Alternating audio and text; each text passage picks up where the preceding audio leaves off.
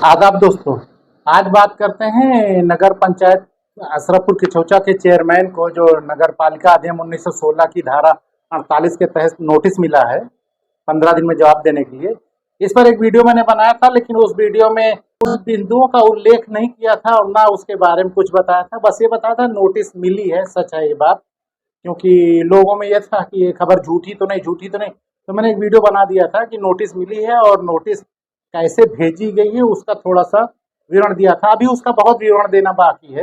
वो तो मैंने 4 अधिकारियों के खिलाफ कार्रवाई होना बताया था और लोगों की कार्रवाई बड़े अधिकारियों के खिलाफ हुई है, नीचे अधिकारियों की भी हुई है, यानी पूरा नगर विकास विभाग एकदम धो माज दिया गया है। अब इतने बड़े अधिकारियों के खिलाफ कार्रवाई कौन कर सकता है, आप लोग अंदाजा लगा सकते हैं। तो उन्होंने संज्ञान लिया और कार्रवाई की, इसके लिए उनका धन्यवाद। आगे बताते हैं कि इसमें जिस पॉइंट थे वो क्या है और उसका 15 दिन के अंदर जवाब देना है, और जवाब से संतुष्टि हो गए अगर डीएम साहब या ना हुए, जो भी रहे, अपनी संतुष्टि सहित आख्या शासन को भेजेंगे। फिर वहां से निर्णय लिया जाएगा कि इनका जो वित्तीय अधिकार छीना गया है उसको बहाल किया जाए या इनके चेयरमैन पद को ही खत्म किया जाए। अभी तो एक आधा अधूरा ऑर्डर है कि वित्तीय अधिकार को रोक दिया जाता है ताकि तब तक कोई और गबन उबन ना कर पाए, और ये जब जांच पूरी हो जाएगी तो निर्णय लिया जाएगा कि इन्हें बहाल किया जाए कि इन्हें खत्म कर दिया जाए। तो अब बिंदुवार मैं पढ़ के बताता हूँ कि ये बिंदु आपत्ति है, इस पे ये क्या लिख सकते हैं और क्या नहीं लिख सकते। इसमें 6 बिंदु तो ऐसे हैं जिसका इनके पास कोई जवाब ही नहीं है और अधिकारियों ने उसकी पुष्टि की है। ये अधिकारियों के साथ ही इन्होंने बदतमीजी की या जो भी किया है उसका जवाब तो दे नहीं पाएंगे।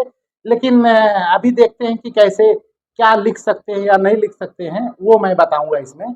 तो बिंदु संख्या 1 में ये आरोप था कि आपके द्वारा सफाई व्यवस्था, पेयजल व्यवस्था और प्रकाश व्यवस्था में लगे कर्मचारियों को 28 जनवरी 2025 से 1 फरवरी 2025 तक निकाय के कार्य से विरत रहने का निर्देश दिया गया, जिसके कारण नगर पंचायत में घोर अव्यवस्था और साफ सफाई व्यवस्था पर प्रतिकूल प्रभाव पड़ा, जिसके कारण शासी अधिकारी को दिनांक 2 फरवरी 2025 को नगर पंचायत इल्तिफातगंज नगर पालिका परिषद टांडा एवं अकबरपुर के कर्मचारी के सहयोग से सफाई एवं पेयजल व्यवस्था संचालित करना पड़ा। ये बिंदु संख्या 1 की आपत्ति है। इसका तो चेयरमैन साहब के पास कोई जवाब नहीं है, कितना भी सर पटक डालेंगे लिख नहीं पाएंगे, क्योंकि ये प्रकरण हाईलाइट भी हुआ था और दूसरे नगर पालिका नगर पंचायतों से कर्मचारी आए थे, तहसीलदार और नायब तहसीलदार टांडा ने आके सफाई करवाई थी, उसका वीडियो भी बना है। और कर्मचारियों को बुलाया जा रहा था कि गाड़ी की चाबी दे दें, तहसीलदार साहब ने हड़काया है, तब जाके चाबी आई और कर्मचारी आए।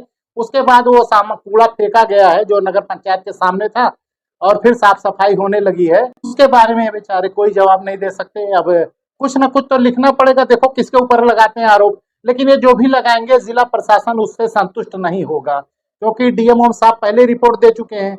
अब भाई डीएम के ही आदेश पे तो दूसरे नगर पालिका नगर पंचायत के कर्मचारी आए होंगे, वरना दूसरी जगह काम छोड़ के यहाँ कैसे आएंगे। और ये अखबारों भी निकल चुका है और डीएम साहब ने बोला भी था, पुराने वाले डीएम साहब अपने एक बयान में कह भी चुके हैं। उसका वीडियो मैं चाहूंगा तो लगा दूंगा, नहीं तो कोई जरूरत नहीं है, पहले वाले वीडियो में लगाया हूँ। अब बिंदु संख्या 2 की आपत्ति, आपके द्वारा हड़ताल पे गए कर्मचारियों का पूर्ण वेतन दिए जाने हेतु तो निरंतर अधिशासी अधिकारी पर दबाव बनाया गया, जिसका अनुपालन न करने पर अधिशासी अधिकारी को विभिन्न प्रकार की कठिनाइयों का सामना करना पड़ा।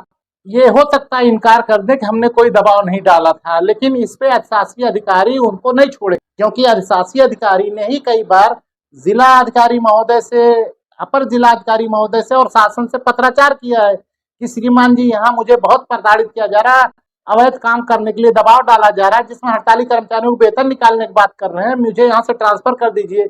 एक बार तो उसने जिला अधिकारी महोदय से कहा सर हमें सस्पेंड कर दीजिए, हम नहीं जाना चाहते वहाँ। अब ये सब लिख के जब आख्या दी गई है तो देखते हैं चेयरमैन साहब क्या बनाते हैं इसमें।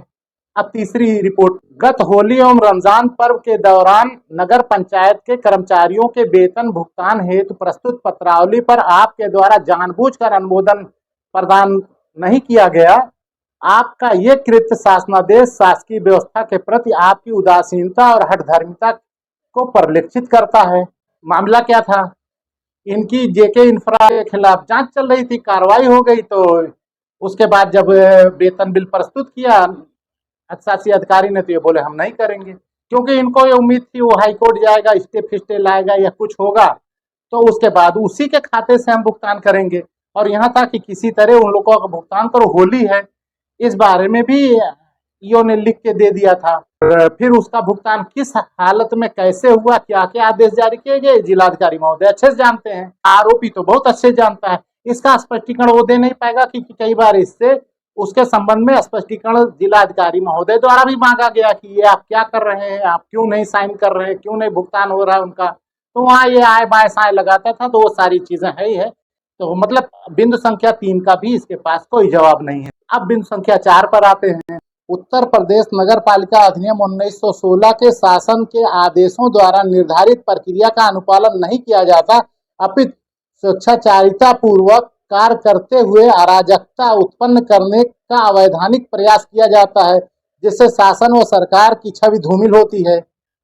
ये आरोप जो लगाया गया है, ये जिलाधिकारी महोदय की तरफ से ही लगाया गया है, क्योंकि इसकी करतूतों से आज ही जाके पूर्व डीएम जो अविनाश कुमार सिंह थे, उन्होंने लिख ही दिया था कि ये कोई बात किसी की नहीं मानता, ये हठधर्मिता करता रहता, कभी कूड़ा कहीं फेंकवा देगा, कभी कर्मचारियों से हड़ताल करवाएगा, कभी नारा बुलवाएगा, कभी एफआईआर कराने जाता है, इससे आजिज आ गए हैं। तो इसका कुछ भी स्पष्टीकरण लिखेगा तो जिला अधिकारी जो आप भी हैं, तो वर्तमान हो या पूर्व हो, वो अपनी रिपोर्ट को झूठा नहीं कहेंगे, वो तो उसको लिखेंगे इसके स्पष्टीकरण को कि नहीं ये संतोषजनक नहीं है। अब आरोप नंबर 5 पे चलते हैं। जिला अधिकारी अंबेडकर नगर के आदेश दिनांक 25 फरवरी 2025, जिसके द्वारा मेसर जेके इंफ्रा को ब्लैकलिस्ट में डालते हुए जनपद अंबेडकर नगर में भविष्य में होने वाले समस्त टेंडर प्रक्रियाओं में प्रतिभाग किए जाने से प्रतिबंधित किया गया था। उक्त कार्रवाई के उपरांत आप द्वारा दिनांक 28 फरवरी समय लगभग 11:30 बजे वार्ड सभासद एवं सभासद पतियों को लेकर अधिशासी अधिकारी के कार्यालय में धरना प्रदर्शन करते हुए अधिशासी अधिकारी को बंधक बनाने का प्रयास किया गया, जिसके कारण अधिशासी अधिकारी को अपने कार्यालय से बाहर आने हेतु पुलिस बल का सहयोग लेना पड़ा। इसके संबंध में तो कोई जवाब ही नहीं दे पाएगा क्योंकि इसका वीडियो है।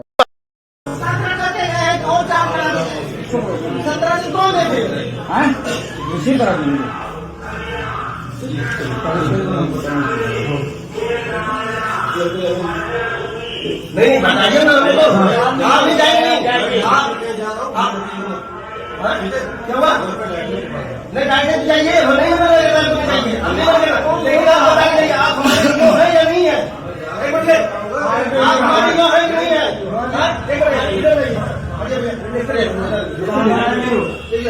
ये बताइए आप मेरे यो है नहीं है, यहाँ लगा बता दीजिए यो है कि नहीं है। पुलिस अधिशासी अधिकारी के साथ दिख रही है, वीडियो में वो सहमा हुआ अधिकारी दिख रहा है। उसके बाद इसने अपने गुर्गों को हटा के सवाल किया कि आप हमारे ईओ है कि नहीं, ईओ है कि नहीं, मतलब तब तक नहीं जाने देंगे। जब ईओ ने कह दिया नहीं हम आपके ईओ नहीं है, तो बोले जाइए। ये तो अपहरण हो गया, बंधक बनाना अपहरण ये तो हो गया।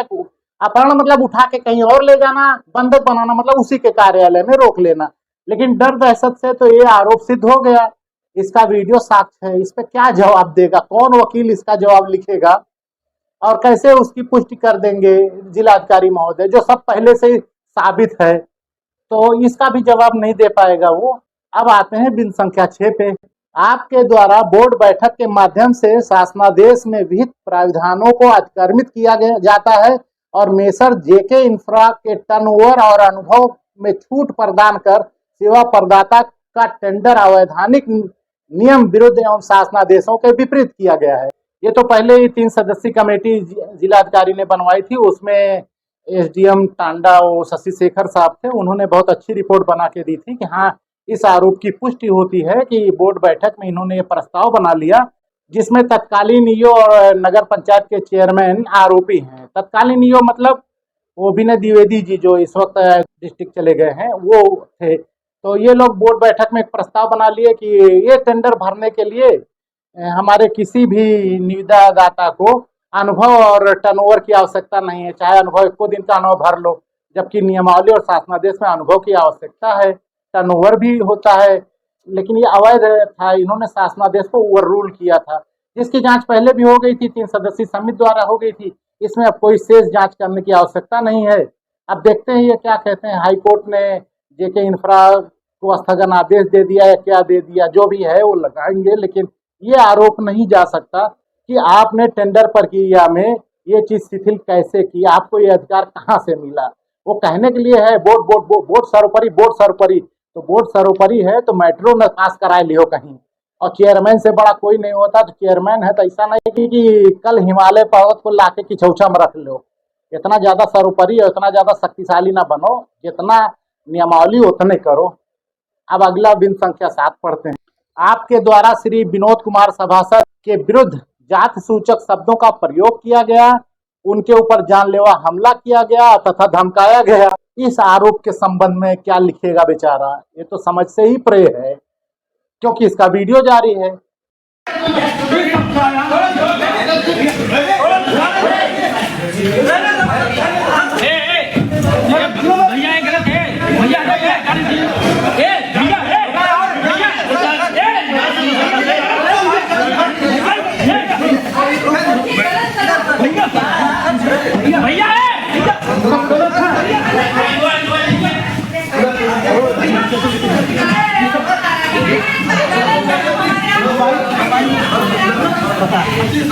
जानलेवा हमला किया गया, कूद कूद के मारा गया। इसका वीडियो है, एफआईआर दर्ज है, मुकदमा चल रहा है न्यायालय में। निर्णय जो भी होगा वो समय बताएगा, लेकिन सभासद को मारने धमकाने और जो भी जाति सूचक शब्द कहने का साक्ष्य है, इसका क्या जवाब देंगे। सर हमें गुस्सा आ गया, हम अध्यक्ष हैं, बोर्ड बैठक में हम ही नेता सदन होते हैं, तो हम चाहे क्यों मारी चाहे जुतियाई यही सब लिख सकता है, और तो कुछ लिखेगा नहीं, यानी इसका भी जवाब नहीं लिख पाएगा।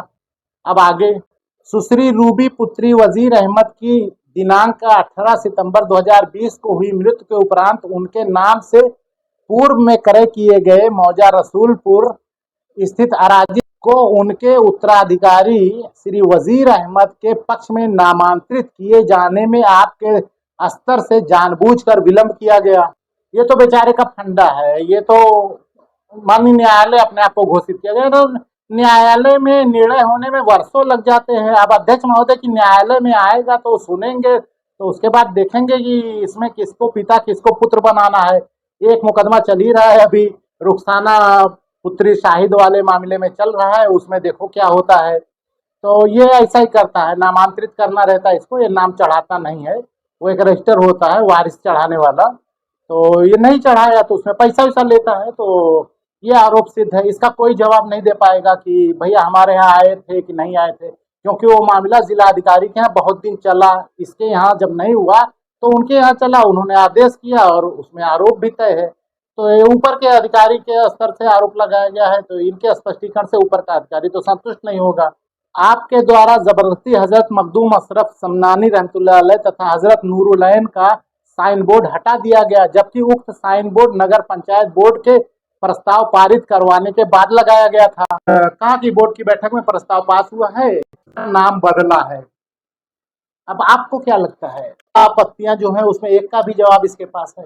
अगर किसी की व्यक्तिगत शिकायत पे ये सब होता तो हो सकता है कुछ इधर उधर लिख लेता, लेकिन सब सरकारी अधिकारियों कर्मचारियों, एक वही विनोद सभासद वाला मामला जो व्यक्तिगत विनोद का है, लेकिन वो तो कार्यालय में है, हाल में है, वीडियो है उसका, मारा है, मीटिंग में किसी को मारे, वरना वो अपने घर रहता आता जाता। तुमने मीटिंग बुलाई और उस मीटिंग में मारा है, यही एक व्यक्तिगत है, लेकिन वो तो सबसे मजबूत है। बाकी जितने हैं वो सब सरकारी हैं, और कोई भी अधिकारी जो पहले लिख चुका है अब नहीं कहेगा कि नहीं श्रीमान जी हमने गलती से पहले संस्तुति दे दी थी, अब श्रीमान चेयरमैन महोदय ने जो लिखा यही सही है। तो बस इंतजार कीजिए कब ये लिख के दें और कब डीएम साहब वहाँ भेजें, और वहाँ बिल्कुल तैयार है, वहाँ अब कोई मसला नहीं है। नगर विकास विभाग में, शासन में सब कुछ सफाई सुथराई हो गई है, पैसा वैसा लेने वालों को भगा दिया गया है। उस पर कार्रवाई कैसे कैसे, किसके द्वारा किस किस के खिलाफ कैसे करवाई गई, उस पर मैं एक वीडियो कभी और बनाऊंगा। लेकिन आज के लिए इतना ही कि चेयरमैन साहब को जो बिंदु बताए गए हैं उसका इनके पास जवाब नहीं है, देखते हैं क्या जवाब देते हैं, उस हिसाब से आगे देखा जाएगा। और बाकी इंतजार कीजिए, सभी नगर पालिका नगर पंचायत का नंबर धीरे धीरे आने वाला है, और अब इसके बाद टांडा नगर पालिका के चेयरमैन साहब का नंबर आएगा, और वो बहुत जल्दी आएगा।